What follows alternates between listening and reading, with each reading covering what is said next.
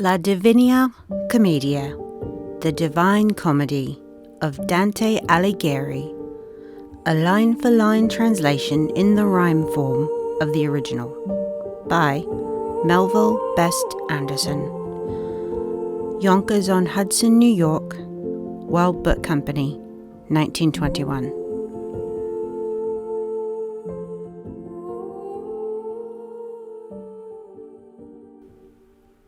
Inferno 1. Proem, Rescue of Dante by Virgil. When half the journey of our life was done, I found me in a darkling wood astray, because aside from the straight pathway run. Ah me, how hard a thing it is to say. What was this thorny wildwood intricate, whose memory renews the first dismay? Scarcely in death is bitterness more great, but as concerns the good discovered there, the other things I saw will I relate. How there I entered, I am unaware. So was I at that moment full of sleep, when I abandoned the true thoroughfare. But when I reached the bottom of a steep, ending the valley which had overcome my courage, piercing me with fear so deep, lifting mine eyes up, I beheld its dome, already covered with that planet's light, which along all our pathways leads us home. Then was a little quieted the fright that had been lurking in the heart of me throughout the passage of the piteous night. And as the panting castaway, if he escape the wave and on the shore arrive, turns back and gazes on the perilous sea, even so my spirit, still a fugitive, turned back to look again upon the shore that never left one person yet alive. My weary frame, somewhat refreshed once more, along the solitary slope I plied, so that the firm foot ever was the lower. And lo, where but begins the mountainside, a leopard light, and very swift of pace, and covered with a gaily spotted hide. Never withdrew she from my face, nay, rather blocked she so my going on, that oft I turned my footing to retrace. It was about the moment of the dawn. Uprose the sun and paled the light benign of those fair stars which were beside him yon, when they took motion first from love divine. So the sweet season and the time of day caused me to augur as a hopeful sign that animal with skin bedappled gay. Yet not so much but that I felt dismayed to see a lion intercept my way. It seemed to me that he toward me made, with head erected and with hunger raving, so that the very air appeared afraid. And a she-wolf made gaunt by every craving, wherewith methought she heavy laden went. And much folk hitherto of joy bereaving, she brought on me so much discouragement by terror of her aspect, that perforce I forfeited all hope of the ascent. And as one interrupted in his course of winning when his fortune is undone, is full of perturbation and remorse, that truceless beast made me such malison, and coming on against me pace by pace, baffled me back where silent is the sun. While I was falling back to that low place, a certain person there appearance made, whose lengthened silence argued feebleness. When him I saw in the deserted glade, "Have pity upon me," I imploring cried, "whate'er thou beest, whether man or shade." "Not man, a man once was I," he replied.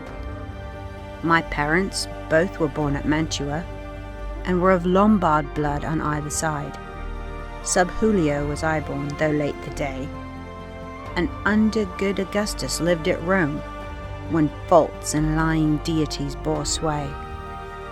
I was a poet, that just hero whom Anchises sired. I sang who came from Troy, after the burning of proud Ilium. But why dost thou return to such annoy? Wherefore ascend not the delightful mount, beginning and occasion of all joy? Art thou indeed that Virgil, and that fount whence pours of eloquence so broad a stream? I made reply to him with bashful front. Oh, of the other poets, light supreme, may the long study well avail me now, and the great love that made thy book my theme. Thou art my master, and my author, thou and thou alone art he from whom results the goodly style whereto my honours owe. Behold the beast that doth my steps repulse, come to my help against her, famous sage, for palpitates my every vein and pulse. Another journey must thy steps engage. When he beheld me weeping, did he say, Wouldst from this savage place make pilgrimage?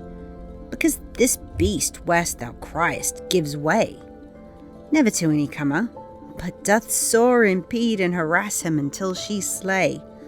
Malignant is she, so that nevermore the craving of her appetite is fed, and after food is hungrier than before. Many are the animals that with her wed, and there shall yet be more, until the hound shall come and in her misery strike her dead. His food shall not be either pelf or ground, but what is loving, wise, and valorous. Feltro and Feltro shall his nation bound, that humble Italy preserves he thus, for which the maid Camilla bit the dust. Turnus and Nisus and Euryalus, and out of every city shall he thrust that beast, until he drive her back to hell, whence she was first let loose by envious lust. Wherefore for thee I think and judge it well, thou follow me, and I will bring about thy passage thither where the eternal dwell.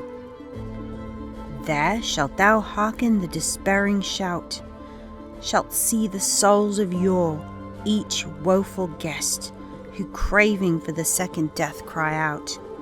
Shalt see thereafter those who are at rest amid the flame, because their wishes bend to make them whensoever of the blessed. If then to these thou wishest to ascend, for this a worthier soul than I shall wait, and with her will I leave thee at the end, because that emperor who there holds state, seeing I was a rebel to his law, wills that through me none pass his city gate. There rules his love, as everywhere his awe. There in his capital he sits on high, happy his chosen who may nigh him draw. O poet, I entreat of thee, said I, by that divinity thou didst not know, so this and greater evil I may fly, that where thou saidst I may a pilgrim go, and led by thee St. Peter's portal find, and those thou makest out afflicted so. Then moved he on, I following behind.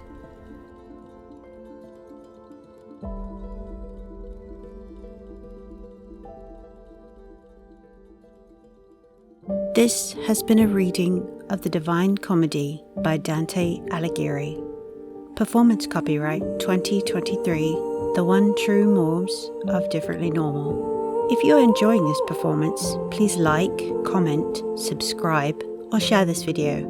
None of this would be possible without your interaction.